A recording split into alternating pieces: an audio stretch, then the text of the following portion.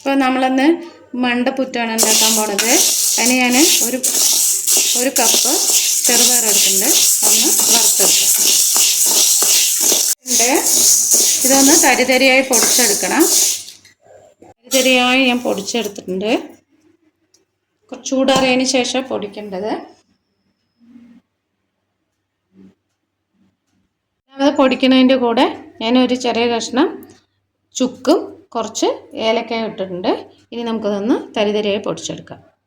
ഇനി ഒരു കപ്പ് അരിപ്പൊടി നന്നായി ഇളക്കുക. അരിപ്പൊടിയാണ് കേട്ടോ, പത്തിരിക്കൊക്കെ എടുക്കുന്ന പൊടിയാണ്, അല്ലാതെ പുട്ടുപൊടിയല്ല.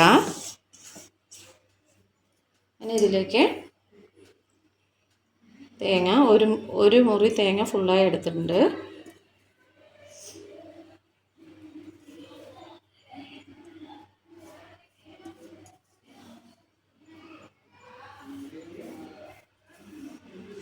ഇളക്കുക.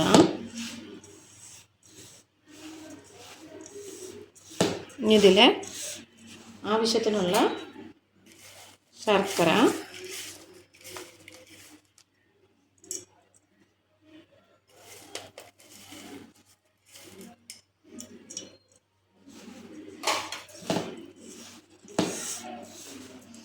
ഇത് ആറ്റുകാൽ സ്പെഷ്യലായി ഉണ്ടാക്കുന്ന സാധനമാണ്. ആറ്റുകാൽ പൊങ്കാലയ്ക്ക് ഉണ്ടാക്കുന്നത്.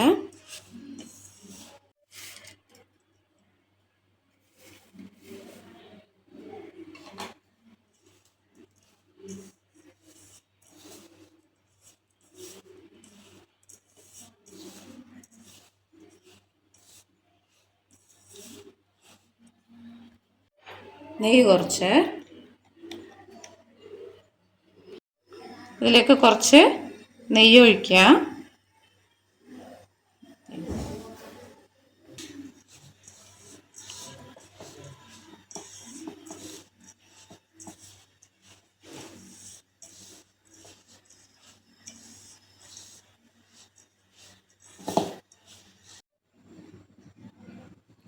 കുറച്ച് വെള്ളം തളിച്ചു കൊടുക്കുക. എന്നിട്ടത് നന്നായി കുഴച്ചെടുക്കുക.